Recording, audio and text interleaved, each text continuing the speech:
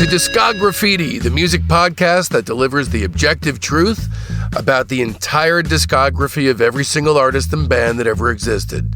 I'm your host, Dave Gebrow, and if you're tuning in for the first time, ask yourself this. Do you think most modern discussions about music lack a certain fire and perspective? If the answer is yes, then welcome home. Please join our Facebook group, Discography Soldiers of Sound. We're on Instagram and Twitter too, but the Facebook group is home. Home of artists, writers, filmmakers, musicians, you name it. Lots of unbelievably talented sons of bitches in there. My recommendation, if you like what you hear, is to join the group.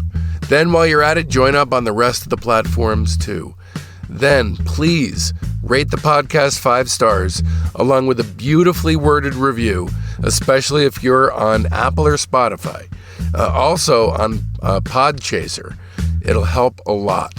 On whatever platform you do call home, you'll be privy to a never-ending flow of ongoing bonus content, giveaways, free swag, and encouraging words of wisdom on how to never, ever give up on your rock and roll dreams of maintaining a Lester Bangs-like perspective deep into adulthood. And if you're like me and enough's just never enough, then you just stepped in shit, my friends.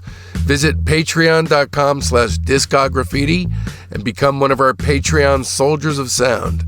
Our Patreon feed is the last word in deep dive music obsession.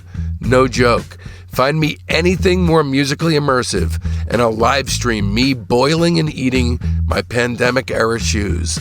There are multiple tiers available at $5, $10, $20, $30, and $40 a month, through which to gain entry to the psychedelically mind-melting music funhouse of Discography's Patreon. Find the most expensive one that's right for you, so we can keep this thing owned and operated by us and for us. At $5 a month, you're a private first class. You realize the value of the show and appreciate the insane amount of work that goes into each episode.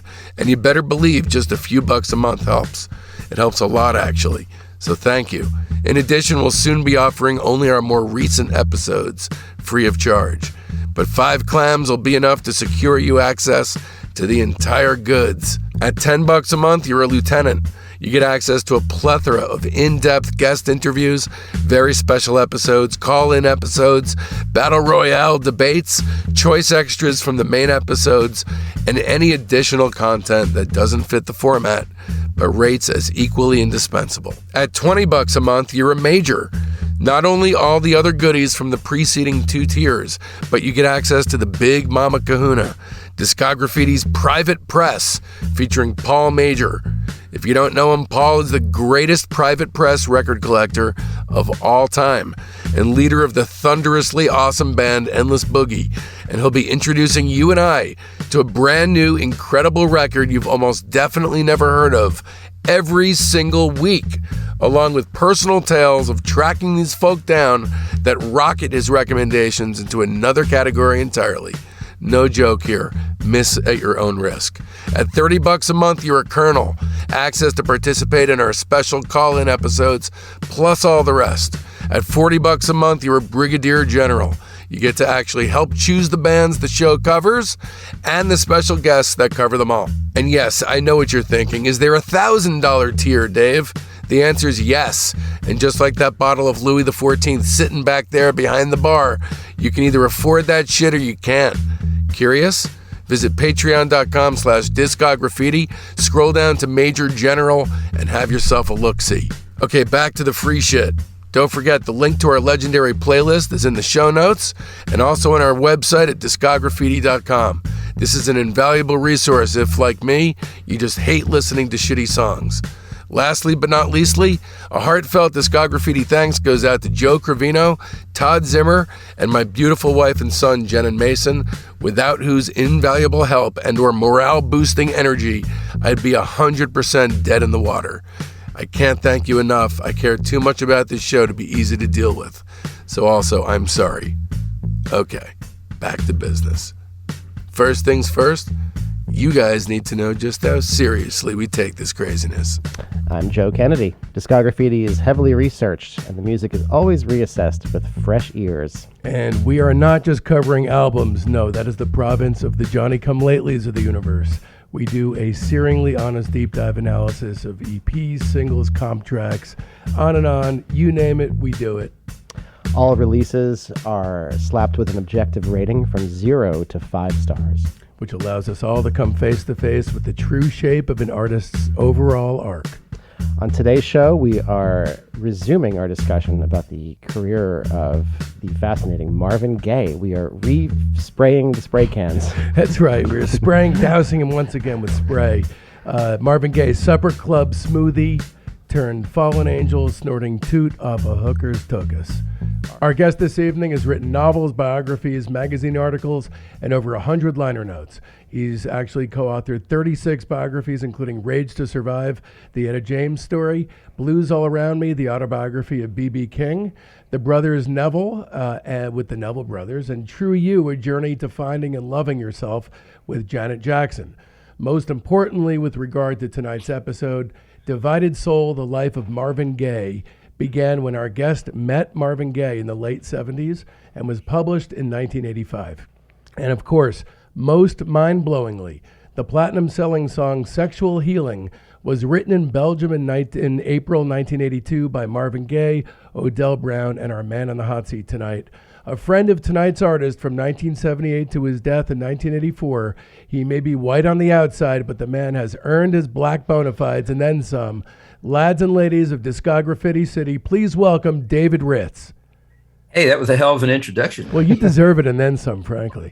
Well, I appreciate that. Thank you very much. Very cool to have you on today. And I'm happy to be here. Such a great, all this period of Marvin's career is really endlessly fascinating. Yeah.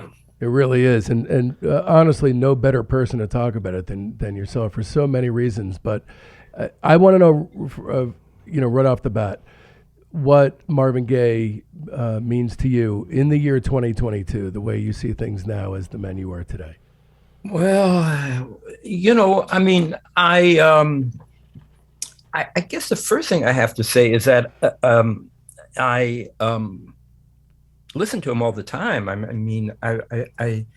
heard him as a teenager with the early hits, and I kind of fell in love with those hits. And then What's Going On destroyed me, and I astounded me. And then I loved Trouble Man, and I loved Let's Get It On, and I Want You, and Here My Dear. So so you're at that point.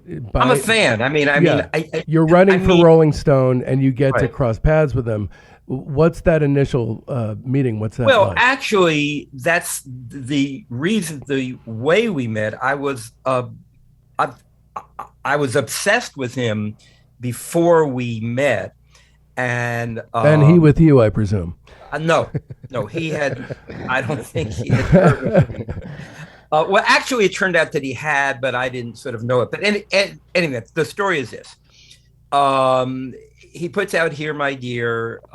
It gets panned by critics. A guy in the LA Times panned it. I wrote a letter to the LA Times saying I thought it was a brilliant work comparable to Ellington and Charlie Mingus and Stevie Wonder. My hope was that Marvin would see the what I had written to the newspaper. He did. We talked. He invited me to the studio, and it turned out he had read the Ray Charles autobiography that I had ghostwritten. And so that was it. That's all it took. And from the time we met, we had good chemistry, and he was incredibly charming and What do you remember the day or at least the month and year? Okay. What month and year was that? Is that 78? Must have been probably the spring of 1978.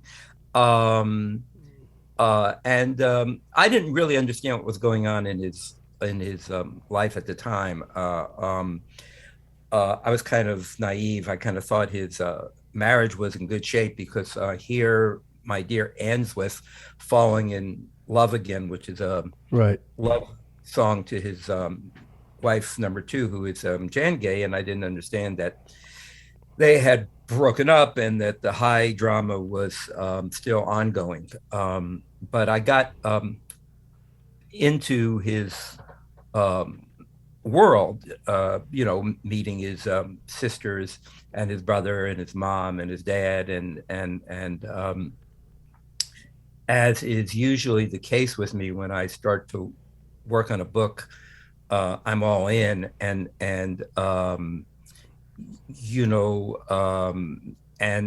you can hear the art, and we can go back and talk about this in certain work, but you can hear the art and get the impression that you understand the artist, but then when you meet the artist, you understand that there's a great discrepancy between the art and the artist. And that discrepancy, that kind of distance between what Marvin created and who Marvin was, held me spellbound for years. And by the way, still holds me spellbound. Well, I mean, as somebody who is an artist in his own right, and myself as well, making films, I know a lot of what I make is, portraying aspects of myself that I myself in my life could never be.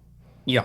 So, I mean, that obviously was a thing here, but no, and I completely agree with that. There is Marvin the artist and Marvin the person, and they're two different people, and yet they're constantly intersecting. Yeah. And those are the points. Those points of intersection are the points that are so interesting. I will say that if it wasn't for Marvin Gaye, that who knows if Prince would have stumbled on the God and sex duality. He may have had to have looked for a different duality. Well, I'm not sure. I think that duality has been there in metaphysical English poetry. That goes way back. Hundreds of years ago. So, but yes, but not really in funk though. That's the right. thing. Not in the world of R&B and funk, and Marvin did kind of articulate it in a way that hadn't been articulated before. And also, why I like your Prince analogy, also, it didn't bedevil other artists the way it bedeviled Marvin and Prince. In other words, both those guys felt as though it was either or. They were literally bedeviled. I mean, Marvin's kind of unique in the R&B world, especially at the time, being such a confessional songwriter. It's he's giving a lot of himself, even if maybe sometimes it might be self-serving or might be idealized. But he's very heart on sleeve kind of songwriter. I completely agree with you, and I think that's his great. Or at least one of his great contributions, which is to go against the kind of normal template of R&B story. Even Sly, who was doing very confessional stuff, his sentiments were kind of coming out sideways through PCP. Marvin couldn't help. In Marvin's case, it's very direct. There are some albums that are concept albums about just being as nakedly sharing that kind of things as possible. So it's. We'll get into the specifics, but I want to launch here with we've gone through two phases of Marvin's career already, or at least here on Discog Graffiti, what we've deemed the two phases. Phase 3 now, we begin a new one, Superstarvin' Gaye, 1970 to 1974. Now we're going to do a segment that we like to call the run-up, where it gets us to the first release as quickly as possible. So just to bring everyone up to snuff on what's going on, it is the end of the 60s. Marvin Gaye has fallen into a deep depression. And by the way, David, please jump in and correct me if you think I am spouting any kind of historical inaccuracy. Thank you. Okay. So Tammy Terrell's brain tumor diagnosis. We have the failure of his marriage to Anna Gordy, or at least the crumbling thereof. The beginnings, really. Of shitloads of cocaine, IRS trouble, and disagreements with Motown, who he'd signed with in 1961. He'd even attempted suicide with a handgun, only to be saved by Pops Gordy. So Gaye, at this point, starts to experience more success with I Heard It Through the Grapevine. He feels like he's not deserving of the success. He feels like a puppet, Barry's puppet, Anna's puppet. He felt, quote, I had a mind of my own and I wasn't using it. So March 1970, Terrell dies of a brain tumor. This has a huge impact on him. He refuses to perform on stage for years. In January 1970, That's the Way Love Is comes out, which to my nubile ears is a massive regression for him artistically. But he refuses to promote things. He pulls a Beatles Let It Be and grows out a beard. And then actually talks to Berry Gordy about doing a protest record, and Gordy just flat out chastises him that he's being ridiculous. So there's one more kind of stopgap product to mark time before Marvin gets to break boundaries behind closed doors, and that is 1970s That's the Way Love Is. Yeah, so this one to me seems like it's obviously, it's like you're saying, it's kind of a stopgap kind of record. For some reason, this one doesn't really fire on all the cylinders, despite the fact that he's still got the A team of Norman Whitfield is working on it. He's got all the Funk Brothers guys. There are kind of a few cool things on it, but it's just so miles away from what he was about to do shortly thereafter. I mean, what's your take on this, Dave? Yeah, I don't agree in that. I just think it's super funky. I love all the Norman Whitfield Marvin stuff because there was so much antagonism between Marvin and Whit, and they get in there and Whit would have the tune in a key that made it impossible for Marvin to sing, and Marvin would sing it anyway, and so I think that that the foundation of Grapevine's success, though? Was trying to push his register? Yeah. And also Grapevine has even though it wasn't written by Marvin, it had autobiographical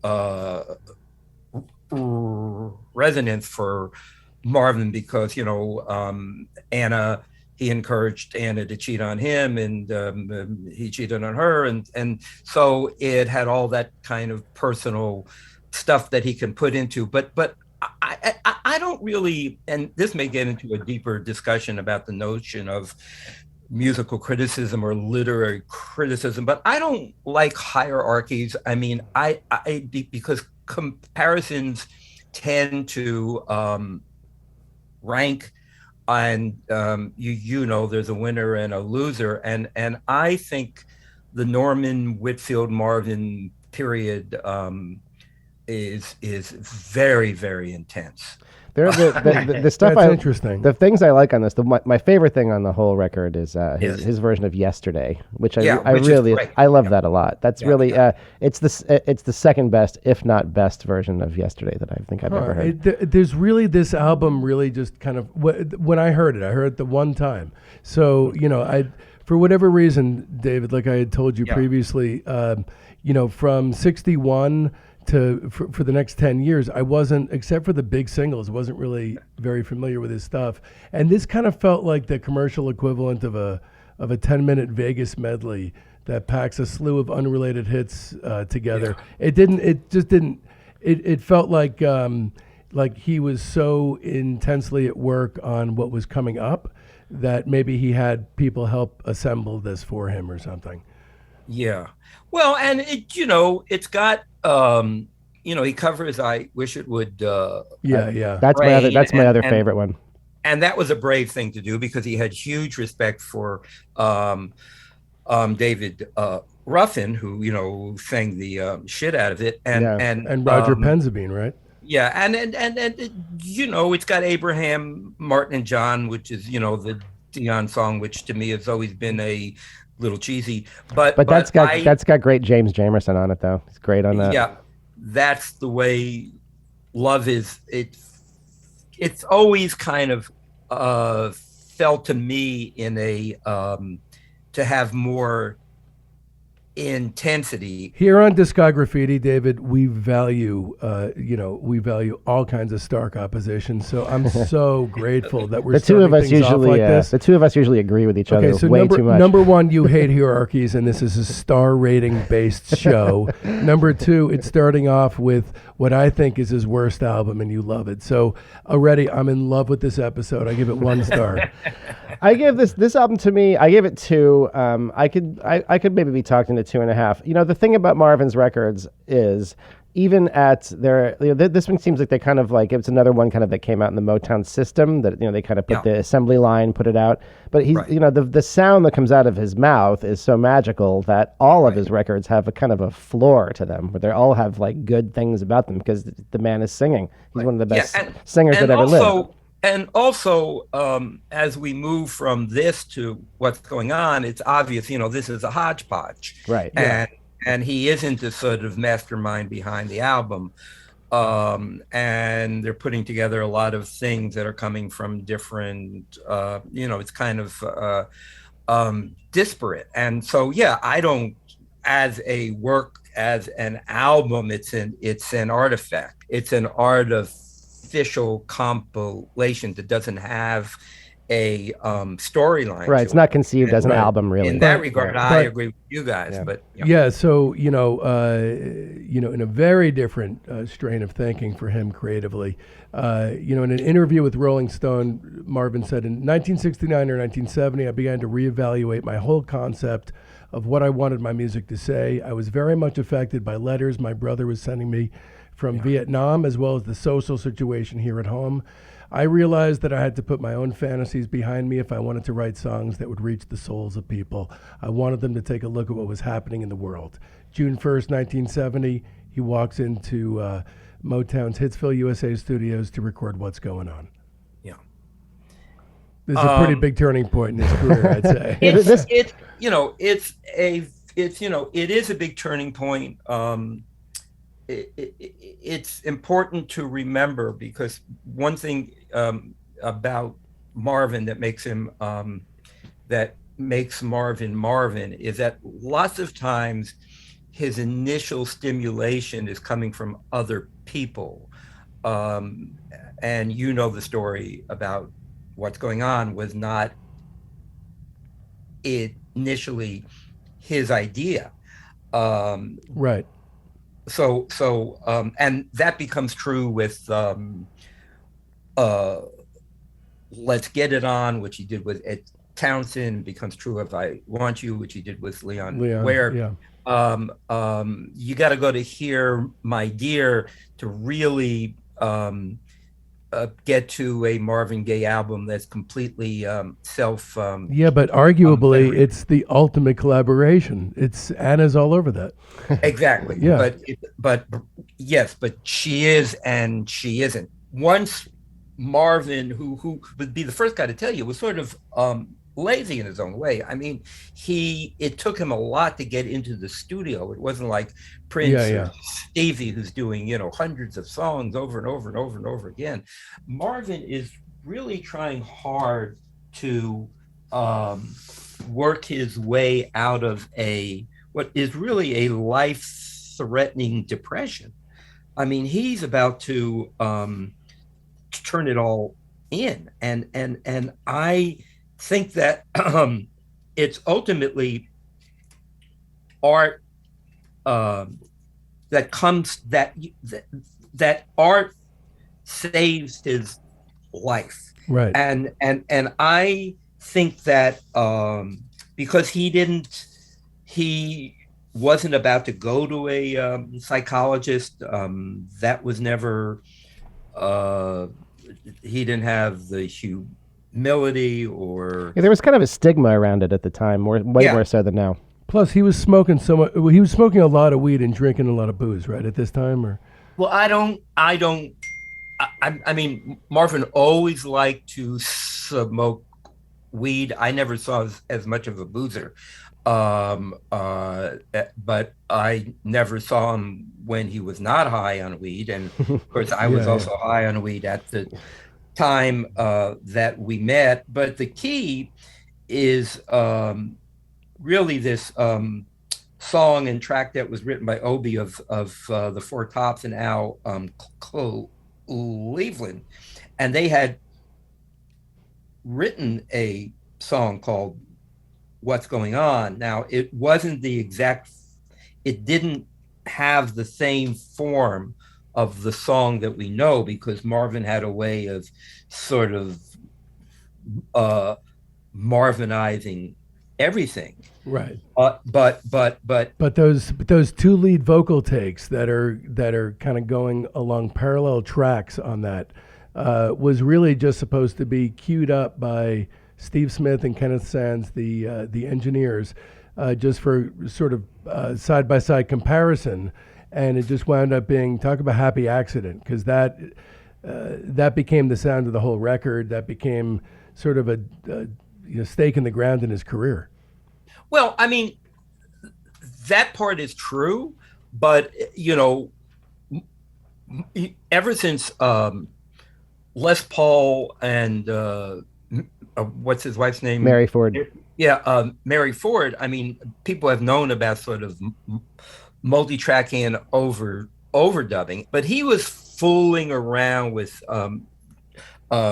shadowing his own voice for a long time, because he was the product of the culture of doo-wop, and learned to basically sing all parts of 4-part harmony. He just had a great ear. He had toyed with that before. When he heard it, I don't know. I just don't know if this is the first time he ever heard it or not. But he was in an experimental frame of mind when he began doing what's going on, and also. Yeah, he seems like kind of a tinkerer by nature. He seems like kind of a guy who's like in the studios, like, oh, what can we do in here? What can this thing do? What kind of music can I make with this piece of equipment? How can I, he seems like he's, especially around this time of this record, he's really looking to push the boundaries. Like kind of like, when the Beatles are making Revolver or something. Yeah. I don't even know if he's knowing that he's doing it. I think he is, just based on all of his other kind of experiments. He gets really into synthesizers. He gets really kind of into using the studio. But when he approaches Berry Gordy, he's approaching him, correct me if I'm wrong, David, but I believe he's approaching him like head held high. Look what I have. And Gordy famously calls it the worst thing I ever heard in my life. Well, and so then there's a fucking meltdown between the two of them. Well, but then they put out the single without Gordy's permission, and the single was hit, and therefore it did pretty well. Yeah. But going back to, we were talking about tinkering, because I think that is the key to what's going on. He's always tinkering, and Marvin was a pure recording artist in that he was comfortable in the studio. He was very insecure as a live performer because he really was very insecure about his chops, which is sort of incredible. It's crazy to think about. Yeah, but true. But he absolutely was a nervous wreck as a live performer. But in the studio, let me ask you a question, David. Just you and he alone in a room. Did he have nervous or secure? No, he was very relaxed. He was very regal almost. I mean, he had he had a kind of a aristocracy about him, that he had a dignity. He was gracious. He was articulate. He was learned. He was intellectual. He loved, he liked to talk about books and ideas and history, and no, he was not. But again, that was in private relationships. Marvin tended to, again, wear his heart on his sleeve and talk about his problems, and it was the easiest interview I've ever had. And because they weren't even interviews, they were just kind of 2 or 3 or 4 hour discussions where he would open up his heart. And to a degree, that's what he's doing and what's going on. He's and what's also so intriguing about the tinkering is that it begins at a party, right, where you hear, Don Cornelius is coming in, and what's going on, everybody's saying what's up, and and it's kind of very, very relaxed, so he's comfortable. And that's the way his recording studio was in LA. When I first met him, Stevie would come by, and Rick James would come by, and anybody could come and go, and it was very much like the beginning of what's going on. So he starts out by putting himself in the most relaxed frame of mind possible. But then the trajectory, as I understand the record, is from a party to church. So it's the journey is basically a spiritual journey, and what becomes a very superficial question, or I don't know, superficial, but rudimentary question of, hey, what's going on? Like I say to you, what's up?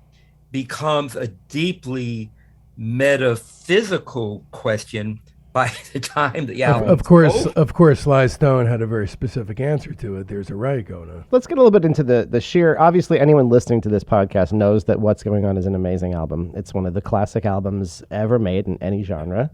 And the musical quality of it, the all-around total package of the quality of the material, from the writing to the arranging to the playing and the singing, the interconnectedness, especially of side one, I don't even really know where to begin, but one place where I will begin, this is my only chance I'm ever going to get on the show to talk about this album. So I must talk about James Jamerson's playing on this. For sure. James plays on the first 5 songs. And this to me is the absolute platonic ideal of flawless bass playing. Yeah. My favorite playing of James Jamerson's career, and he's somebody who I've studied his playing. I've tried to deconstruct it. It's really only the first 5? Yeah, the other, the rest of the from Mercy Mercy Me On, it's Bob Babbitt on bass, who is kind of another kind of a big name in the Funk Brothers. Okay. But Jamerson, I mean, there's a moment on What's Happening, Brother. It happens. It's kind of when the second verse kicks in. It's about 48 seconds in, and I urge you to go listen to it, because the chord sequence there is this kind of complicated, jazzy chord sequence that turns in on itself. It's a really lovely chord sequence. And the lick that James plays underneath that, the way he ties that together, and the melodic inventiveness of it, the counterpoint that he's playing on bass there, it never fails to blow me away. He's the ultimate in like tone and note choice and like articulation, and his ideas, his sense of rhythm. It's absolute magic. So since that's the only chance I'm going to get to talk about, and I'm very happy that you did, because I do think he's, you think of Jaco Pastorius and Stanley Clarke, and I mean, you think of, or even Charlie Mingus, and I mean, certainly Jamerson is up there. Now, you go back through the early Motown hits, and Jamerson was always killing it. I mean, he was always putting a hurting on songs coming from a place you couldn't even imagine. But on this particularly, where he understands that Marvin's going for it, that Marvin is abandoning the traditional song kind of structure, that this is a free-wheeling album that's going to be discursive, because Jamerson is a discursive player anyway. Right. You also have to think of Dave Vanderpit, who did the charts, because the charts, amazing. I mean, the charts are out there, and not anything like you would ever hear on a Motown record. Exactly, and a lot of the early critical reaction to it was, oh, it's cheesy, and I remember Robert Christgau's review in the Village Voice was, was kind of pop goopy, and when you listen to it today, and of course I don't mind pop goop, and I like goopy R&B, so that part didn't bother me at all. But it's interesting that you will also hear What's Going On today being played on smooth jazz station. You can look at What's Going On as an early example of that form. If by smooth you mean relaxed, there's definitely a very accessible, very relaxed, accessible vibe. It's accessible. It's going to make it easy for definitely you. Not whitewashed, but it's smooth enough to get some, at the time, very rough messages down in a way that was not gritty and like Sly stuff was like, oh God, like kind of scary. Looking into a shit covered mirror. Yeah, what's going on is very friendly and inviting, and has also I think important to say it is transformational in that it transforms his anguish into a kind of a musical joy. It is joyful, and so that even the most doom and gloom songs like Mercy, Mercy Me, or Inner City Blues are easy on the ears. You just want to. My absolute favorite and the one that just sucker punches me every time is Holy Holy. It's my favorite. I love it. And that just lets fly like a really beautiful cloud. I mean, that we could really go into every song here, but if I feel like anyone who's listening to the show probably really knows this record. Yeah, everybody knows. And it's if you don't know this record, just turn it off. Turn this off and just start. Go listen to it now. Yeah. Really, every note of this record is super essential. It's kind of structure of its side one's like a song cycle. Some of the songs kind of almost repeat and feel and kind of chord change. Side two, it kind of stretches out a little bit more. Like I said, every note of it's absolutely essential. It's the quintessential 5-star record. I give it 5 stars. Joe gives it 5 stars. Everybody Even in the world. David Ritz, who doesn't believe in stars. I don't believe in stars. I just think I'm just going to assign a rating from you, and you have to argue with me about it. I think it's a thing of beauty. David gives it 5 stars. It's the greatest thing ever. It's you need it in your life if you don't have it. So. And then the next thing on the docket just came out recently. Came out last year in 2021. Funky Nation, the Detroit Instrumentals, was recorded during the summer of 1971. It's the result of some downtime that Gaye had after he refused to tour in support of What's Going On. This is totally awesome, especially in light of the more recent success of Khruangbin. It really is like a dry run for Khruangbin. Definitely there's going to be a bunch of tracks that will be plucked onto our playlist, including Help the People, Running from Love, T Stands for Time, and Funky Nation. But I strongly recommend actually listening to the whole thing. It's not just throwaway squiggles. I give it 3.5 stars. David Ritz gives it the same. I gave it the same also, 3.5. A couple of players to mention on this. It's Ray Parker Jr. on guitar. He's very young. I think he's only 17. Had risen up pretty fast through the scene in the Funk Brothers. Plays great on it. I mean, everybody's amazing on this. Michael Henderson's a bass player. He played with Miles and with a ton of other people. A great player. These guys are all serious players. And the thing that puts it over the top for me, what makes it really sound magical, it's recorded in 1971. Everybody has all the killer tube amps. Everything sounds really vibey. These are great musicians playing with great taste and great feel. It's a really good funk record, really enjoyable. It's not really like a Marvin record per se. He makes a couple of cameos, but really fun and really cool for what it is, I think. Right. And then next up is, do you like this stuff? Dave, you love it, right? Oh, yeah. No. I am crazy about it. It's so good, right? No. I mean, it's super funky. It's kind of loose. It's engaging. No, I am crazy about it. I guess you're about to go into You're the Man. Yes, sir. Why don't you take us in? Well, You're the Man. I mean, Marvin struggled with what to do next, and he was juggling a bunch of different projects at once, right? But he was juggling a bunch of different projects. But the tradition in R&B is if you have a hit, you follow up with a hit that's not terribly unlike your current hit, and he's a product of that culture. So You're the Man happened during the election of who was running in Nixon and McGovern. Yeah, McGovern, and it's I listened to it with great pleasure. I think the groove is great. I think Marvin's confused. I can hear his confusion if I interpret it right. He's not even going to. He is challenging all politicians. He's really not taking a stand, which is okay. And he isn't quite sure how to extend this, which could have been a cut on What's Going On in a certain way.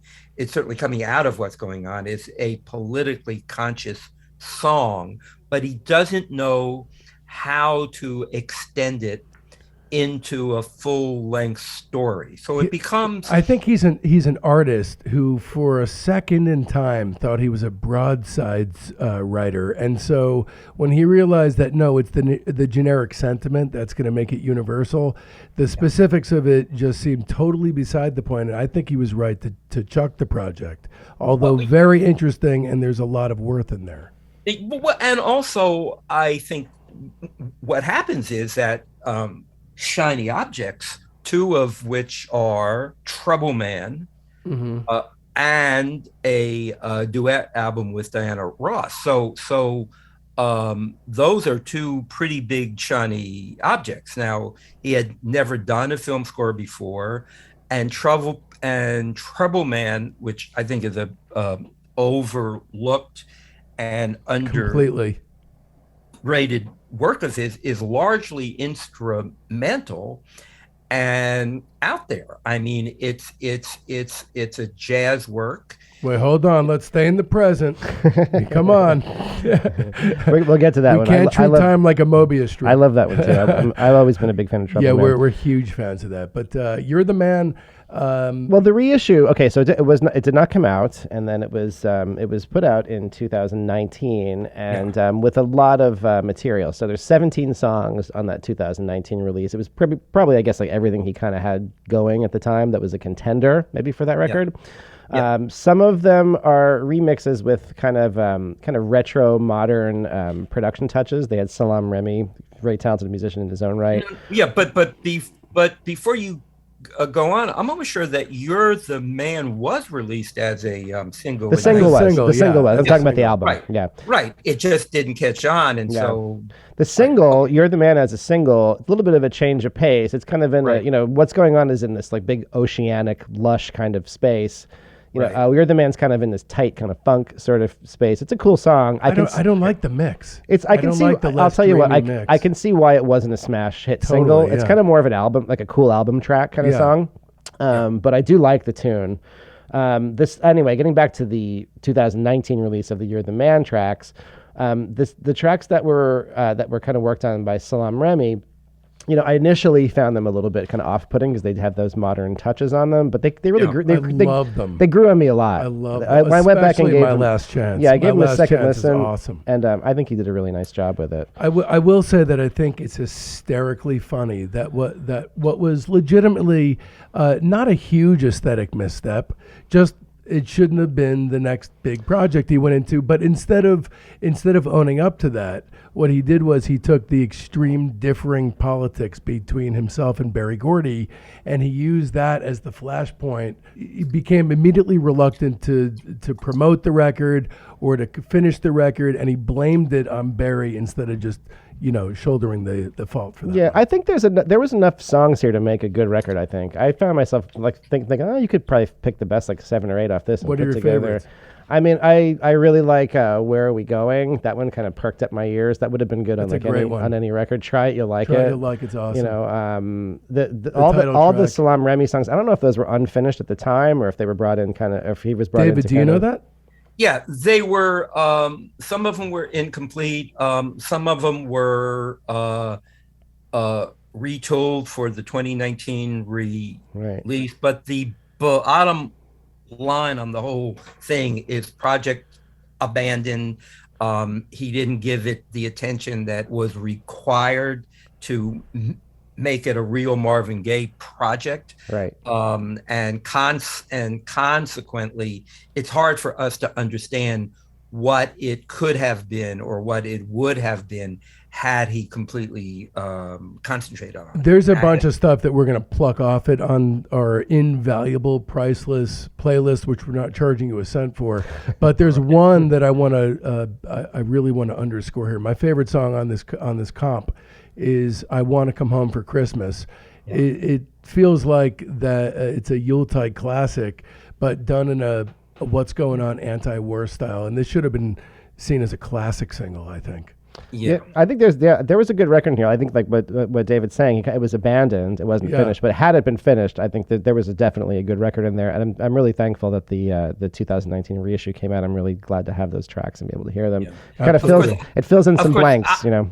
I mean, I've argued for a long time, and I think ultimately it will happen because of my friend Harry Wanger, who is a kind of the Marvin expert and archiver and a scholar at Universal Music. But what I hope will happen ultimately is just as there is every alternative version of everything Charlie Parker ever did or Miles, there needs to be whatever a complete issuing of everything Marvin did with all the alternative versions, because every time he went into the studio, it was interesting. Right. So this one I give 3 stars. What do you give? I gave it 3.5, and we know David's still on strike. But I enjoyed it a lot. Strike.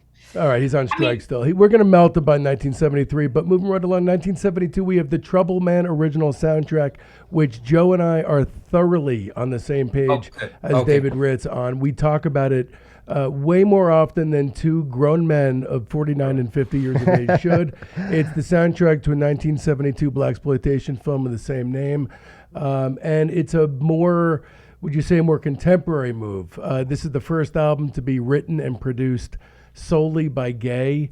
The only other album recorded under the full creative control of Marvin Gaye was In Our Lifetime, released in 1981.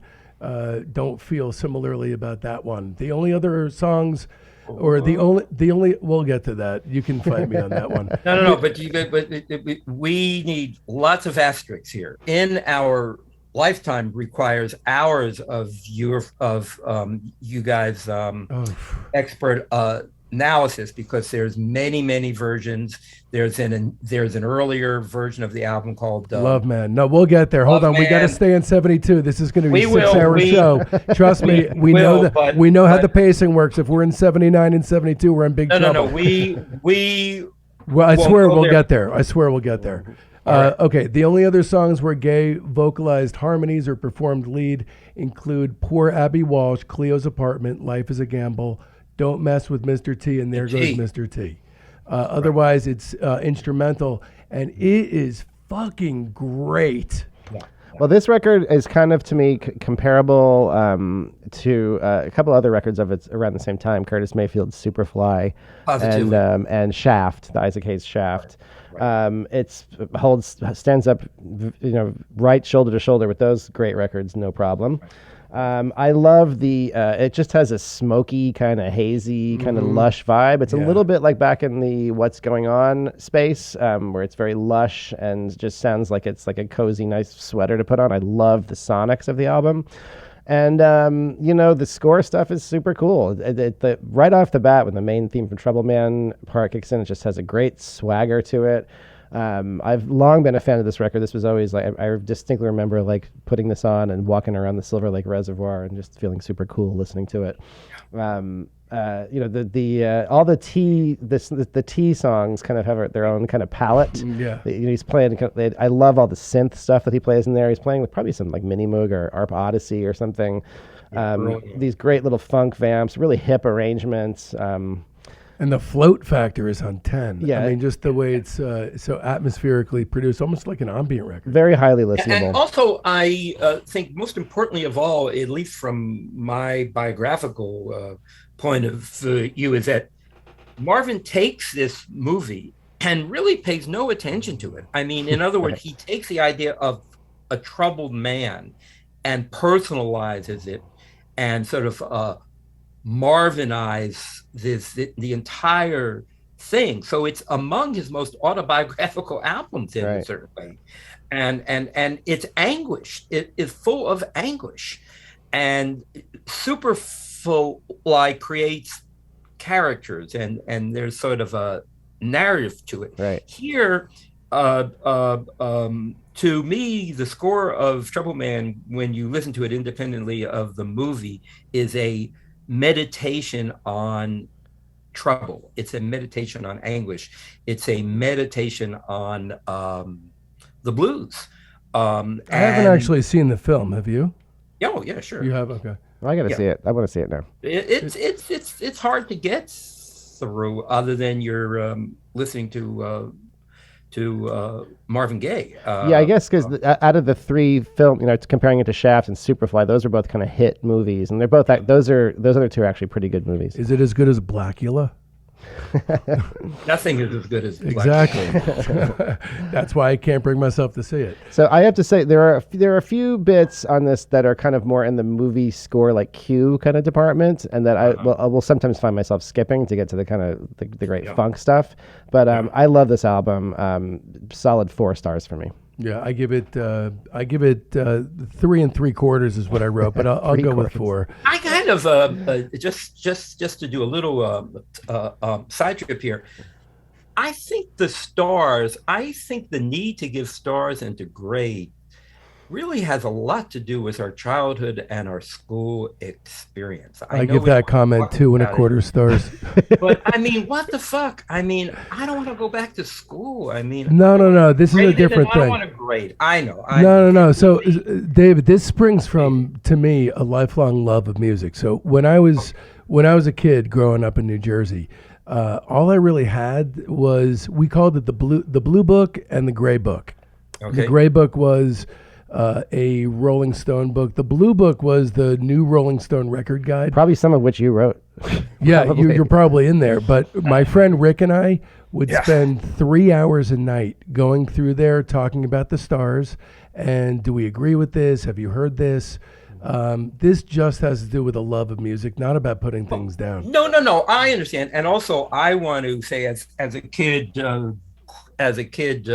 growing up in Newark, New Jersey in 1953, when I was 10, 54, when I kind of fell in love with jazz and blues, every week I would get to Downbeat magazine, and they would have stars, and it would kill me if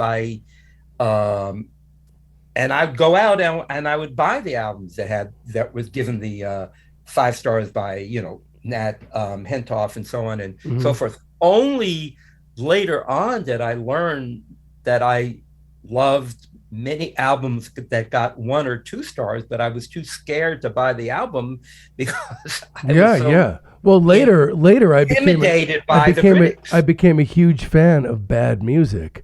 And it's an aesthetic on its own, and so I'm glad to hear that. Absolutely. You know me, by the way. You know that I'm not looking to belittle any music that I'm. We really only do episodes of the show of things we kind of love. Yeah, we're starved for good music. That's what this is all about. Anyway, Trouble Man's great. By 1974, I'm going to have you convinced that star ratings are the only way to go. Trouble Man is fantastic. What do you give it, David? I think it's a great work of art. Yeah, I love it. Great is 4 stars out of 5. Okay, 1973, let's get it on. So I'm going to quote David Ritz. His view of sex was unsettled, tormented, riddled with pain. So let's just give a little context here. So let's get it on. People see it as a record to conceive children to. Okay, that's the facile view of it. This is a guy who grew up in a very abusive, physically abusive household. And so Marvin became plagued by these sadomasochistic fantasies that are sort of implanted in him by these years of abuse, and there's nothing he can really do about it. David Ritz actually, I love quoting a guy who's sitting at the other end of the line here, but if the most profound soul songs are prayers in secular dress, Marvin's prayer is to reconcile the ecstasy of his early religious epiphany with a sexual epiphany. I think that's it right there. That's Let's Get It On, isn't it? Yeah, and it's also a celebration of it becomes a celebration of his relationship to Jan, who he meets while he's recording the album, and it's also because you can't think of Let's Get It On without thinking of what's going on because of the two on. So now. What's going on, by the way, doesn't have a question mark, which is interesting. Right. It's more of, that is of a kind of a kind of a metaphysical declaration. Ultimately, "Let's Get It On" doesn't have an exclamation. It should have a question mark, though. Right, it should have, right. That's if I made a record called "Let's Get It On," right. that would be so that would be my pitch at a bar. So that if it's, you know, to me, the highlight of the album. Okay, whose goddamn phone is that? That's just okay. On my I need to turn off something here. That's text coming through. I just wrapped you on the knuckles with my ruler. Here you have this extremely sensuous song, and it becomes at the time it was, I think, the biggest selling single in the history of Motown, which is really saying a lot. I was going to say, that's saying a lot. I mean, that's really saying a lot. But listen to how it opens. We're all sensitive people with so much to give. I mean, where does that come from? I mean, right. Who are the we? But he's scratching his chin while he's making love to you. It comes out like right with the very first notes of the record and the single, the title track. It just has this endless positive kind of. It just makes you feel so good. Just hearing that first little lick and how open it sounds and the groove, and there's like so much space in it, and it's just a very positive feeling. Especially the title track, "Let's Get It On." I mean, it never gets old. It always makes you feel great. And you've heard it. It's one of those songs. Like, for example, "Stairway to Heaven." As much as I love Led Zeppelin, I honestly never need to hear the song again. I can press a button on my brain and hear it. "Let's Get It On" is very different. I've heard it a million times. Every time it sounds awesome. It is completely iconic. And it never gets tired, which is an interesting thing that you put together there. Yeah. But also, that iconic thing wound up being disastrous for him because he became a sex icon. And for a guy as interested in recreational sex as he was, this is not a good thing. Well, I mean, it's also really interesting thinking about the sexual energy of this album and like compare him to someone, let's compare him to like how Prince approaches it and then how it sounds like on "Let's Get It On." "Let's Get It On" has this sort of emotional maturity to the sexual energy of it. It has this kind of like, Prince, as much as I love Prince, he kind of comes off a little bit like kind of a sleazeball in some of his songs. It's not like this. It's a very different kind of take, and it's great in its own right. But "Let's Get It On" is a really unique kind of, I think we've already kind of hinted at it. It's that melding of the sexuality and the spirituality and the joy and all of it. Yeah. It's also like compare it to like another record that's similar in some ways, superficially, like Serge Gainsbourg, Melody Nelson or something. Mm-hmm. That's similar in a way, but again, that record is kind of skeevy. Like what's going on does not have that feel to it. Another apt comparison or apt reason for your Serge Gainsbourg comparison is that they're both as long as each other, aren't they? Aren't they both like confectionery length? Yeah, they're both, Which is kind of the average ability of the male. That's the length of the average sex act. That's about as long as you're gonna go if you're the average adult. But another thing that's people, I think, "Let's Get It On" is a lot more kind of ballad heavy and kind of more lush than you think it is. There's kind of a lot of great slow jams. This is kind of the birth of the slow jam, really. I would say "Distant Lover" is my favorite song on the record. Yeah, it's a great song. One. Also, "You Sure Love the Ball." And I agree with you. I think "Distant Lover" is a beautiful ballad. Yeah, so nice. For the remainders of his days, it became the highlight of all his live shows. The famous show in Oakland where he does it live. Everybody screams their head off at the opening notes. But it also contains a song that has nothing to do with the album and becomes the introduction to an album which he won't do for another 5 years. The last track on the album is called "Just to Keep You Satisfied." And it's an incredible song in that it's just meanders. It's like a stream of consciousness. Mm-hmm. There's no rhyming. There's no verse, chorus, bridge, chorus. He's just.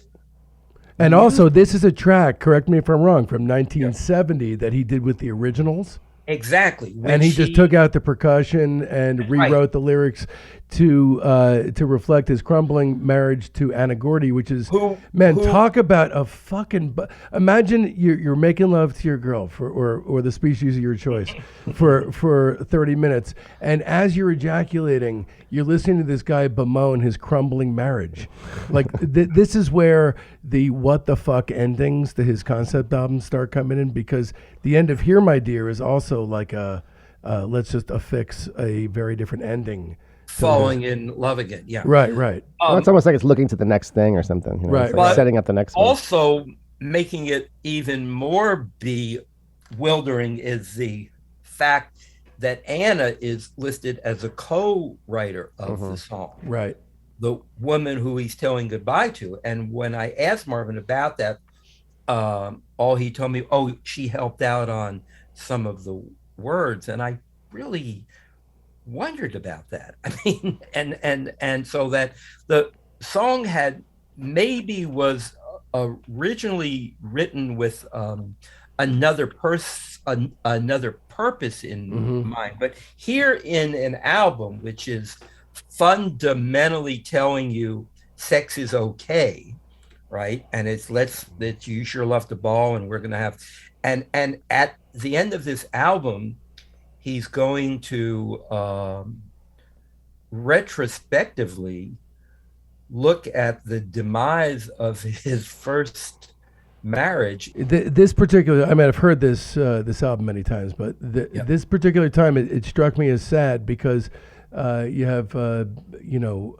8 songs total, 7 of them about the sweet act of making love, and then the final song struck me this time as the second he leaves the bedroom, his fucking relationship just falls to pieces. It struck me as sad, but it really is. What can you say? The same as What's Going On, Let's Get It On is just iconic. All the bonus stuff on the deluxe edition is incredible, including My Love Is Growing. No idea how this didn't wind up on the record. It's as good as anything else on it. And Cakes, which is majestic instrumental noodling that could have served as some kind of interstitial track. But anyway, it was holy shit with those horn lines too. A bunch of great stuff on that. Joe, what are your thoughts on? Well, before we move on and give it the obligatory 5 stars that it obviously commands, a couple other, the song "Please Stay Once You Go Away." That's kind of a mid-tempo ballad, and that is some of Marvin's best singing. I mean, that's whole song, his performance and the performance of the musician, it just like oozes musical integrity. The arrangements, the way these songs are put together, the way they're played. Meticulous attention to detail. The arrangements are all just perfect and spotless. It's just one of those things where everything clicks and everybody is on the same page. Another one, Come Get to This, that like the swing of that, the groove of that song. It's just, another note about Just to Keep You Satisfied.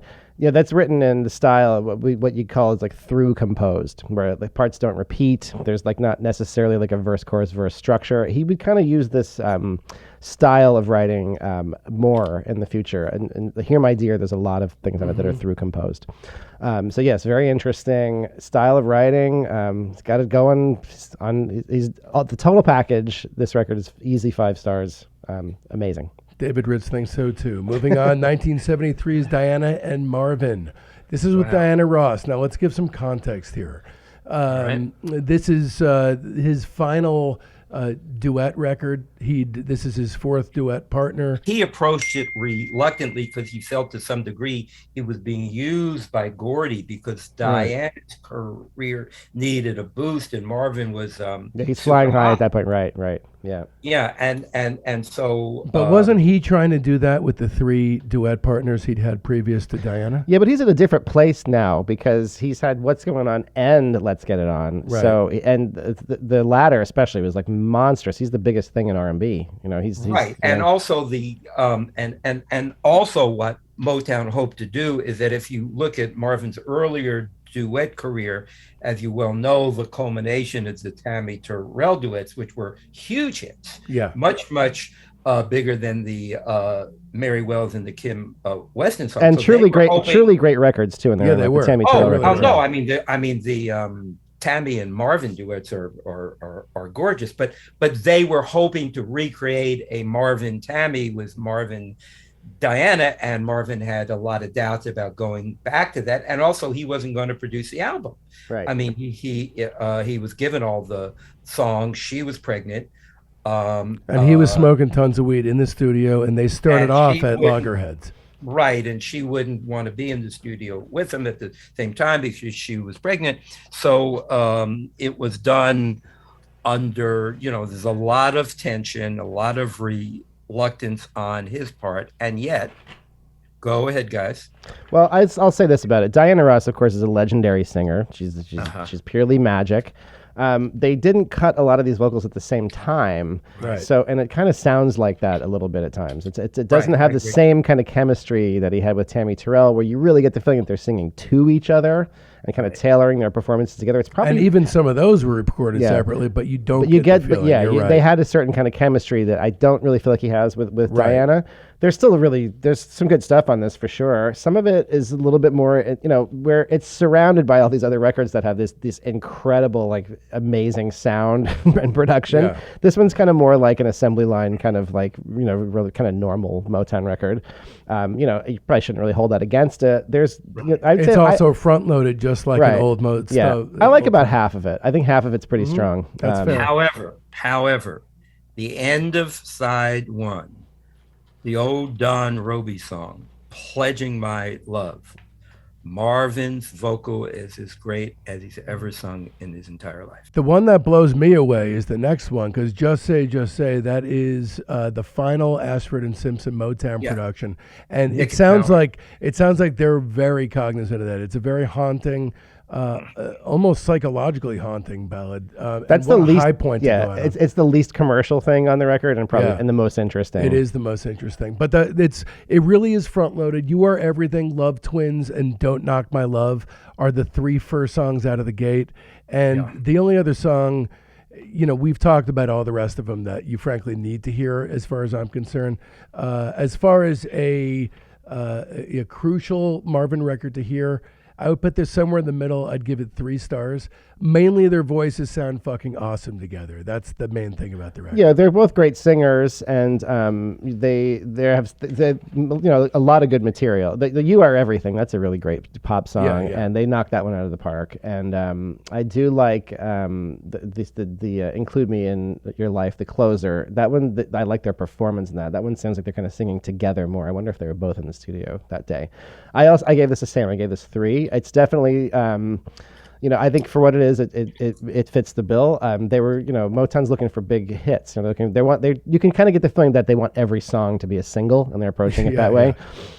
So it feels like that more so than an album. Obviously, this isn't really like an album kind of feel type of record, but there are some gems on it, and I recommend about half of it. So, responding to demand from fans and from the record company, his first tour in 4 years starts at the Oakland Alameda County Coliseum on January 4th, 1974. We are finally out of 71 to 73. This guy did not stop making music in those years.